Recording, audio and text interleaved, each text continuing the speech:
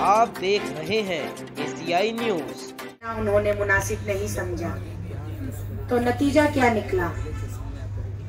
नतीजा निकला कुरुक्षेत्र का मैदान और ऐसी खूनी जंग, ऐसी खूनी लड़ाई लड़ी गई कि लोग लहूलुहान हो गए और हमारी भारत की धरती माता खून से नहाने लगी।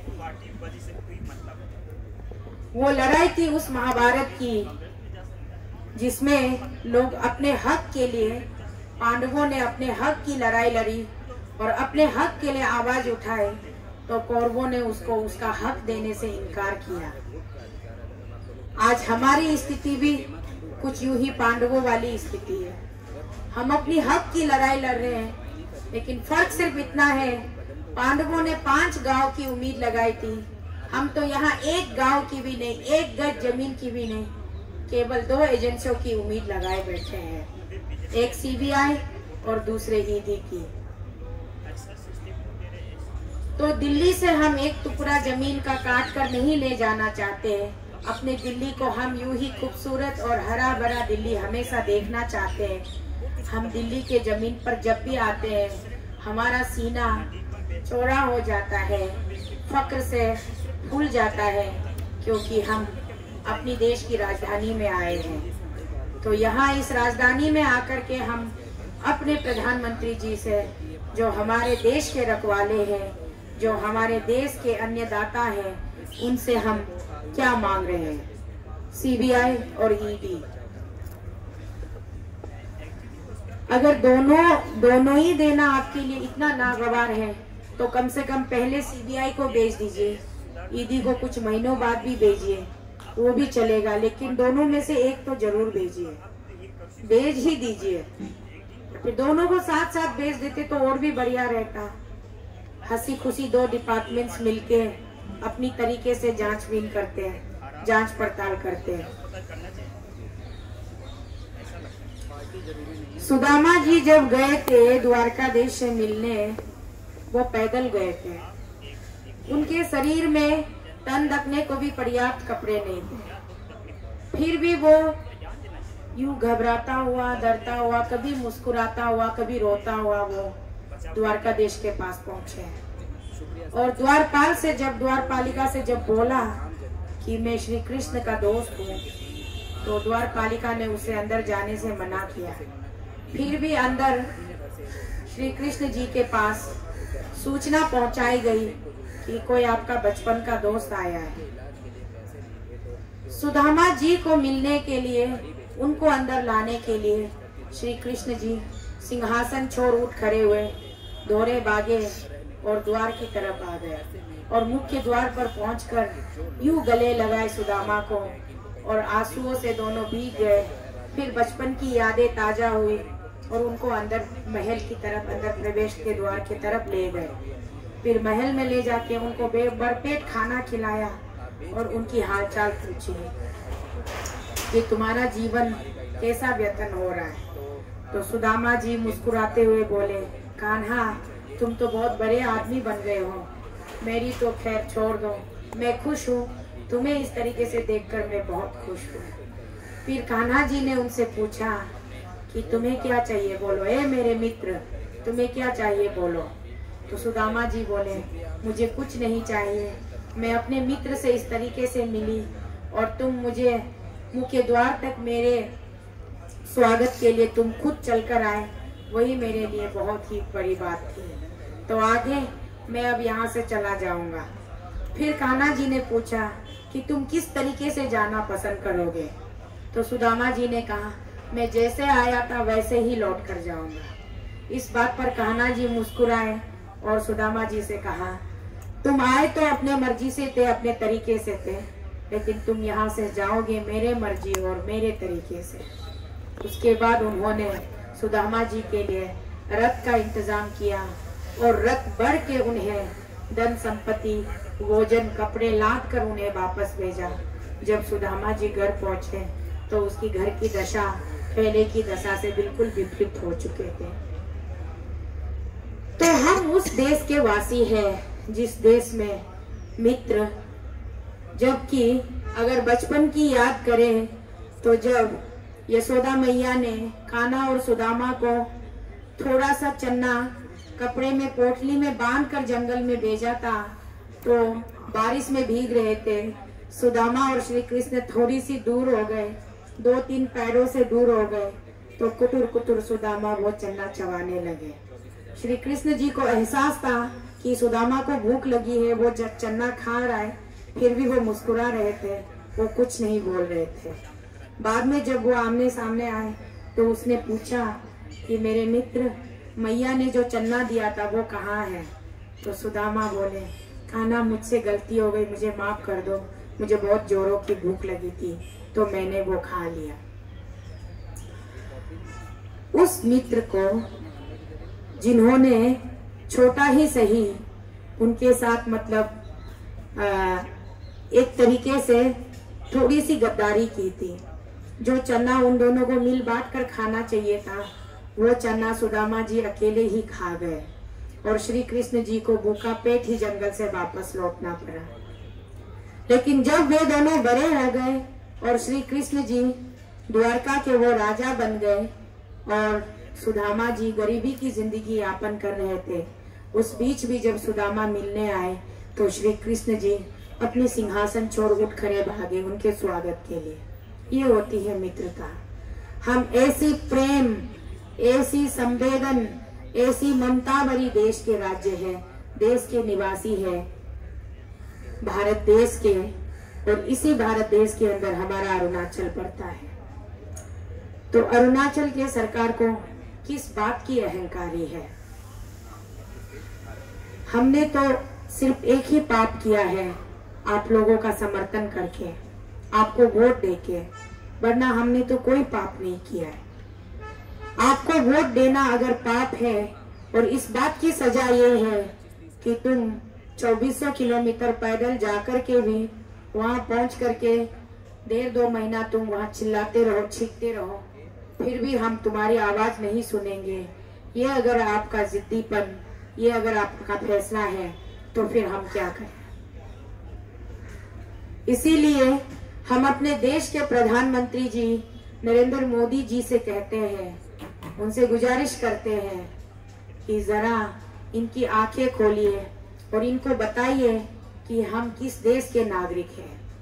हम उस श्री कृष्ण के देश के नागरिक हैं, हम उस मर्यादा पुरुषोत्तम भगवान राम के देश के नागरिक हैं, जहां पर भगवान राम ने अपने हिस्से का सिंहासन अपने छोटे भाई भरत के नाम करके माता कैकेयी के जुबान पर अपने पिताश्री को विवश होते हुए देखकर उन्होंने त्याग किया और 14 साल की वनवास में चले गए। हम ऐसे त्यागपति भगवान राम के देश के निवासी हैं, जहां हम अपने बुजुर्गों को हम सराहते हैं, तो अपने मित्र के लिए हम जान भी दांव पर लगाते हैं। तो हमारे इस देश में आज ऐसी स्थिति आ गई है कि भाई भाई का दुश्मन होता दिख रहा है, बहन बहन का दुश्मन होता दिख रहा है, पड़ोसी पड़ोसी का दुश्मन होता दिख रहा है, और आपस में तकरार लगाने के लिए न जाने कहां से किन किन कोनों से चुगलखोर निकल के आ रहे हैं, और चुगलियों का व्यापार सजा हुआ है, चुगलियों की खरीद फरोख्त हो रही है।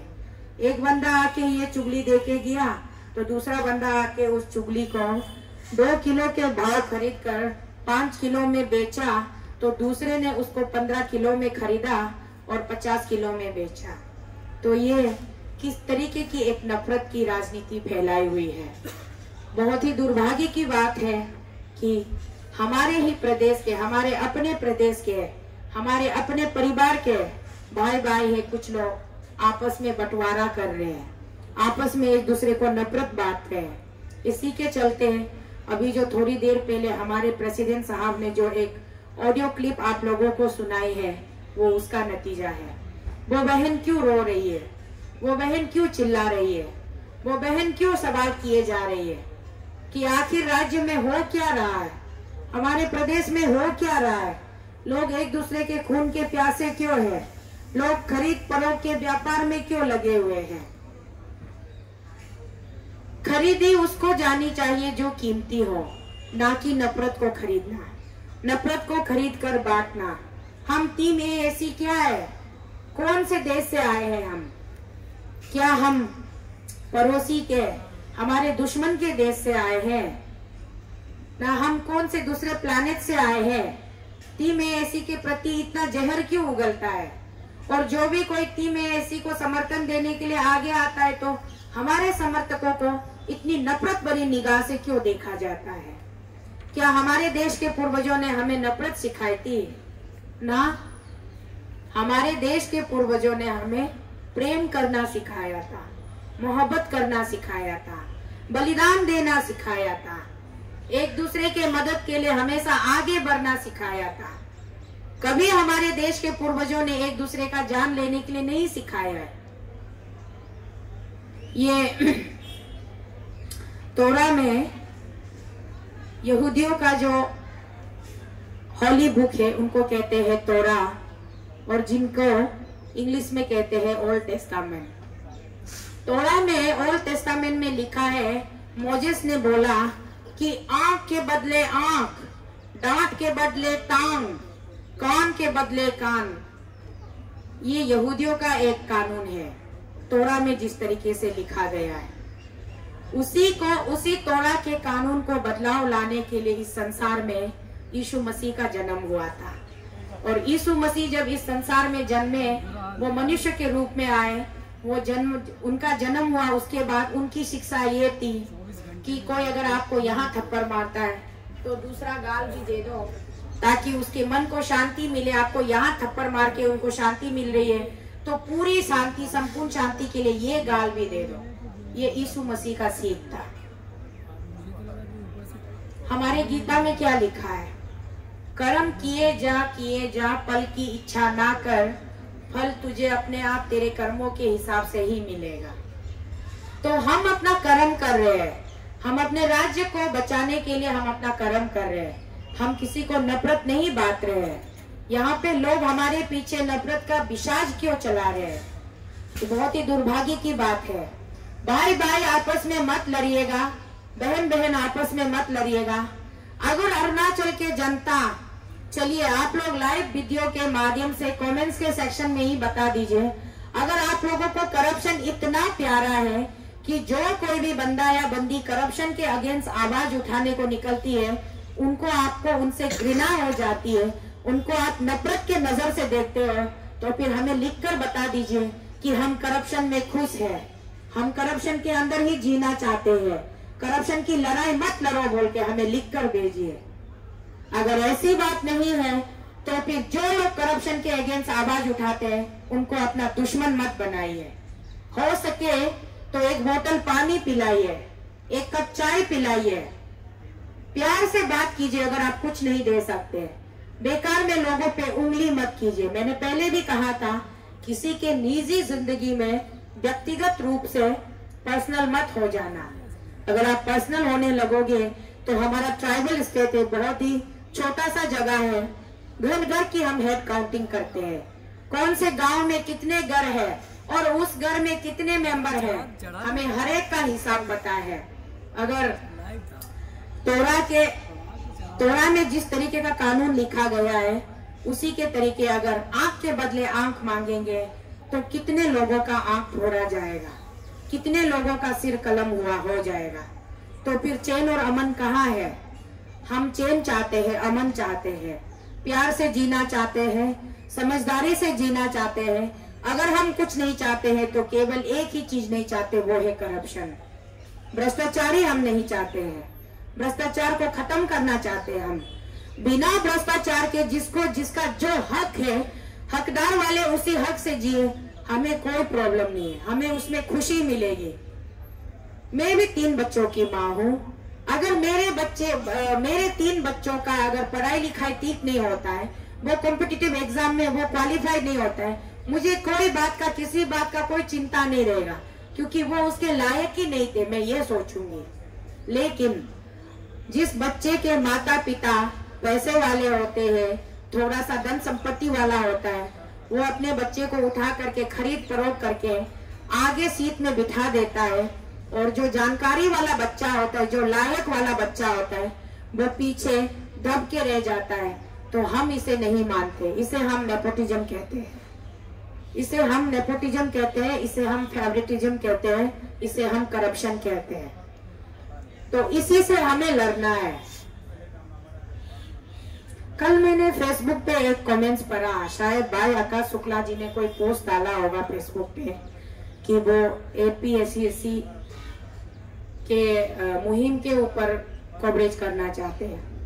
उस पर कुछ लोगों ने कमेंट्स किया और आकाश जी को बोला कि आपके इस डिसीजंस के लिए हम बहुत खुश हैं, लेकिन आपसे खास रिक्वेस्ट है कि आप हमारे APPSC मुद्दे को AAC से कृपया ना जोड़ें, क्योंकि ये बहुत ही संगीन और सीरियस मुद्दा है। हम एक्सपीरियंस नहीं चाहते कि आप इसको पॉलिटिसाइज करो। वो पढ़ के 1 मिनट के लिए मुझे बहुत दुख हुआ, आंसू आ गए मेरे आंखों से, और फिर अपने आप को संभाला मैंने। मुस्कुराते हुए वो कमेंट्स मैंने स्क्रीनशॉट मारा और अपने फेसबुक अकाउंट से मैंने उसको पोस्ट किया।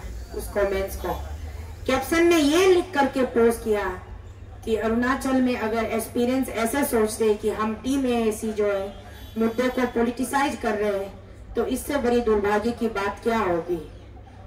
हम आप लोगों के साथ जो अन्याय हो रहा है, आप लोगों के फ्यूचर के साथ जो खिलवाड़ हो रहा है, उसके अगेंस्ट में हम आवाज बुलंद कर रहे हैं, फिर भी आपको लगता है कि हम पॉलिटिसाइज कर रहे हैं, तो हम क्या करें उस पर। आपके कहने का मतलब है कि आप खुद लड़ लेंगे, हम उस पर इंटरफियर ना करें, मतलब हमारे साथ ही ना जोड़ा जाए आपके मुद्दे को।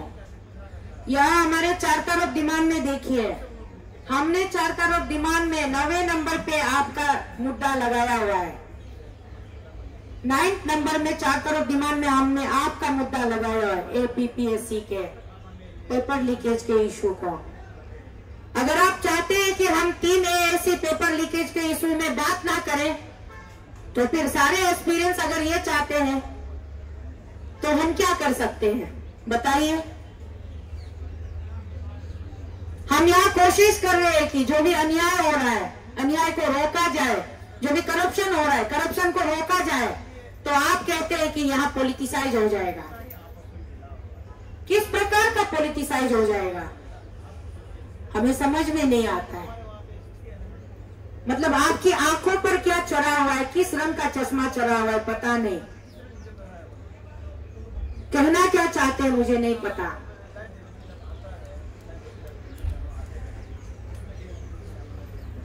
सिर्फ आपको जिसने वो कमेंट्स किया था, एक बंदे ने कमेंट्स किया, उस पे 36 लोगों ने लाइक मारा। मतलब कमेंट्स एक ने किया, 36 लोगों ने लाइक मारा, इसका मतलब 37 लोग नहीं चाहते कि टीम AAC आपके मुद्दे को उठाए। आउट ऑफ 1 लाख एक्सपीरियंस से 37 लोग नहीं चाहते, तो बाकी लोग क्या चाहते हैं ये भी जरा खुल के बता दीजिए सोशल मीडिया के माध्यम से, ताकि हम टीम AAC आपस में बैठकर हम डिसाइड करें कि हमें इनके मुद्दे को उतारना है कि नहीं उतारना है। बड़ी दुख की बात है, हम अपने स्टेट को अंधकार में नहीं बढ़ने से पहले हम रोकना चाहते हैं, और एक आप लोग हो जो अंधकार में धकेलना चाहते हो। यहाँ पे आपको सब कुछ पॉलिटिसाइज लग रहा है, पॉलिटिकलाइज लग रहा है। तो आप लोग एक्सपीरियंस लोग कृपया करके बता दीजिए, देश में, देश के संविधान में भी कानून का संशोधन हो सकता है। देश में अगर कोई सख्त से भी सख्त कानून लाना हो, उसमें भी अमेंडमेंट हो सकता है। Until and unless when there is no political strong political will नहीं होगा, तब तक कोई कानून में बदलाव नहीं आता है। तो आपके साथ में जो अन्याय हुआ है उसको रोकने के लिए, एक प्रॉपर इन्वेस्टिगेशन को कैरी आउट करने के लिए, वहां पर भी एक स्ट्रॉन्ग पॉलिटिकल विल की जरूरत है, एक हार्ड डिसीजन की जरूरत है। तो वो स्ट्रॉन्ग पॉलिटिकल विल कहां से आएगा, जब हम जैसे प्रेशर ग्रुप, हम जैसे आंदोलनकर्ता, जब हम आवाज नहीं उठाएंगे। आप घर पर बैठकर मोबाइल में आपके हैंडसेट को पकड़कर आप टाइप मार मार कर पोस्ट करते रहोगे, आपको क्या लगता है चेंजेस आएंगे? कभी नहीं। चेंजेस लाना है तो आपको सड़कों पर उतरना पड़ेगा, सरकार से मांग करनी पड़ेगी। अपने संविधान के अंदर रहकर आपकी संविधान आपको जिस बात की आजादी देती है, जिसके आप हकदार हो, अपना हक को आपको क्लेम करने सकना पड़ेगा। नहीं तो यूं ही बंद कमरे में बैठ करके फेसबुक में चीट चाट करते रहने से कोई बदलाव नहीं आएगा। तो हम क्या कह रहे हैं यहाँ टीम एएसी का फुल फॉर्म भी समझा दो जरा, अगर हम पॉलिटिसाइज कर रहे हैं तो। एएसी का मतलब क्या है आपके हिसाब से? क्या है एएसी का मतलब? अरुणाचल अगेंस्ट करप्शन, ये हमारे तरफ से है, आपके तरफ से क्या है? भाई तादर निगलर जी ने कहा कि अरुणाचल एडवांस करप्शन, और हम कह रहे हैं कि अरुणाचल अगेंस्ट करप्शन। कल को कोई और आके बोल देगा अरुणाचल एक्टिव करप्शन। अपने हिसाब से तो आप लोग कुछ भी एब्रिविएशन बना दोगे। अरुणाचल एडवांस करप्शन भाई आपका टीम कर रहा है, आपका जो सरकार है, जिस सरकार के आप स्पोक्स पर्सन हो, वो कर रहे हैं। नहीं, अरुणाचल एडवांस करप्शन नहीं बोलेंगे हम, एडवांस करप्टेड अरुणाचल बोलना चाहिए। एसीए बना देते हैं, चलो शब्दों की फेरबदल कर देते हैं। हमारा team AAC Arunachal against corruption, हमें करप्शन नहीं चाहिए, हम करप्शन के अगेंस्ट हैं, हम करप्शन का समर्थन नहीं करते हैं। और एक मैडम आई थी कल मीडिया में, कह रही थी कि वो टप्पी महाराज जी को साथ देने के लिए टेनिस कोर्ट में निकली थी, तो उसी दिन एएसी के समर्थकों का रैली था, जो कि नाहरलगुन टक्कर कॉम्प्लेक्स से Itanagar IG tennis court IG park तक जो पद यात्रा थी, उसी के दिन की वो बात कर रही थी। और वो बार बार कह रही थी कि मैं करप्शन टीम का, करप्शन वालों का साथ नहीं हूँ, करप्शन वालों का मैं साथ नहीं हूँ। कुछ लोग मुझे पूछ रहे थे कि आप करप्शन वाला का साथ कब ज्वाइन हो गया, कब ज्वाइन हो गया? तो वो बोल रही थी कि मैं करप्शन वालों का साथ नहीं हूँ और मैं टप्पी मारा को सपोर्ट करने गया था, मुझे करप्शन वालों से कोई लेना देना नहीं, ये बार बार कह रहे थे। मैडम आप जब मीडिया में बोलती हो, दोबारा प्लीज बोलिएगा मीडिया में आकर के और क्लियर कीजिएगा ये करप्शन वाला कौन है? करप्शन वाला सरकार है, हम लोग करप्शन वाले नहीं है, हम करप्शन नहीं चाहिए बोलने वाले हैं। तो अगर आप करप्शन वाला का साथ नहीं है तो ऑटोमेटिकली आप तो हमारे ही साथ हो ना। अगर आप करप्शन वाले के साथ हो तो आप बताइए कि मैं करप्टेड गवर्नमेंट का साथ हूं, जो करप्शन के अगेंस्ट वाले उसका साथ नहीं हूं, ये बताइए आप। मैं करप्शन वाला का साथ नहीं हूं, तो करप्शन वाले का साथ नहीं है तो अच्छी बात है ना।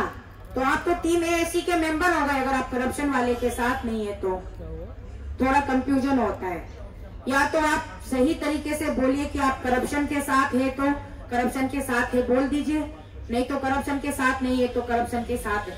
जो भी कोई व्यक्ति या औरत या महिला राज्य में जो करप्शन का समर्थन नहीं करता है वो ऑटोमेटिकली टीम एएसी का मेंबर होता है, क्योंकि टीम एएसी एक आवाज है, एक मुहिम है, एक आंदोलन है, ये कोई राजनीतिक दल नहीं है। दूर दूर तक हमें किसी राजनीतिक दल से कोई लेना देना नहीं है, कोई राजनेता नहीं है हमारे बीच में, हम सब आम जनता है। हमें करप्शन नहीं चाहिए बोलकर एक झूठ में, एक सुर में हम अपनी आवाज को बुलंद करते हुए अरुणाचल से यहाँ तक पहुंचे हैं। इसीलिए जो करप्शन के साथ में है वो साइडलाइन हो जाइए। चलिए डिस्ट्रिक्ट वाइज काउंटिंग शुरू करते हैं। पापुम पारे डिस्ट्रिक्ट में कितने लोग करप्शन को पसंद करते हैं? ये आप लोग मीडिया टीम लोग, आप लोग एक ओपिनियन पोल निकालिए ना कि करप्शन का समर्थन कितने लोग कर रहे हैं और करप्शन के अगेंस्ट में कितने लोग हैं। अगर करप्शन के समर्थन में मेजोरिटी आ गए तो हम ये धरना छोड़ देंगे। क्या फायदा है जब मेजोरिटी लोग करप्शन के साथ जीना चाहेंगे? तो अगर करप्शन नहीं चाहिए बोल के करप्शन के अगेंस्ट में मेजोरिटी लोग आ गए तो हम कभी नहीं छोड़ेंगे, हम उन लोगों के लिए आवाज बुलंद करते रहेंगे। क्यों? सही कहा ना गलत कहा? आप लोग भी जवाब नहीं दे रहे हो, क्या हो गया? आप लोग भी मतलब करप्शन के साथ हो? बिल्कुल सही कहा। तो चलिए कल से आप लोग एक ओपिनियन पोल खोलिए, पब्लिक से पूछिए कितने लोग करप्शन के समर्थन में और कितने लोग करप्शन के अगेंस्ट में।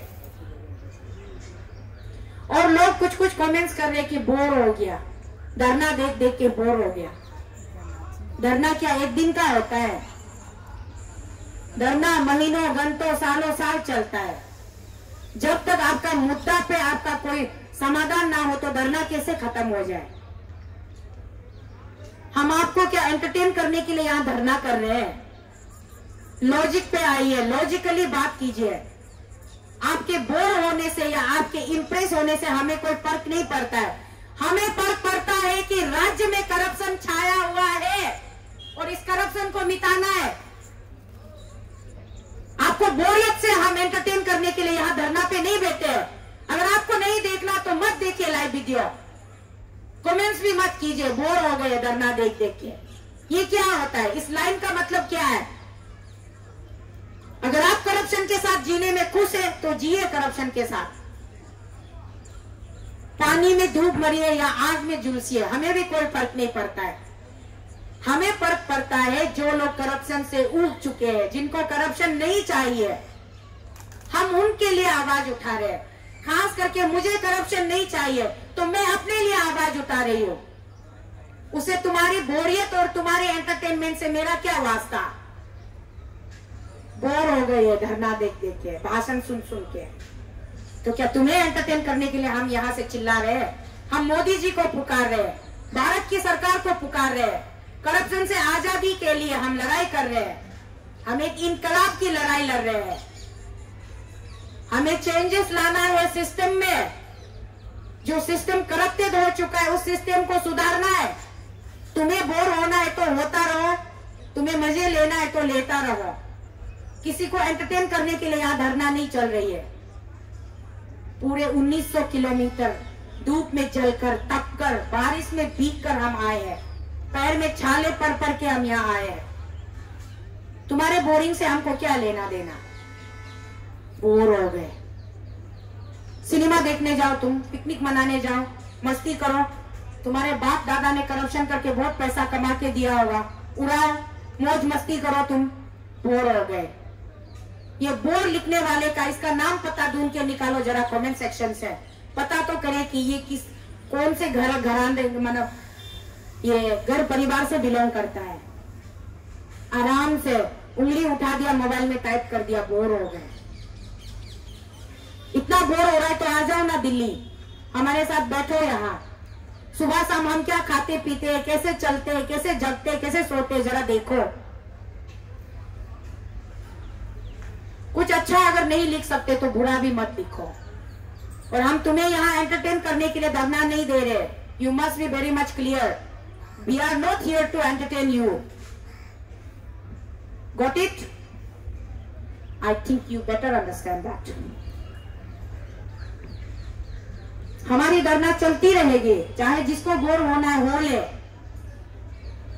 धरना तब तक चलेगी जब तक सरकार इस पर कोई समाधान नहीं निकालता है। सीबीआई नहीं देते, ईडी नहीं देते, हम रुकने वाले नहीं है। हमें कौन सा यहाँ अच्छा लगता है?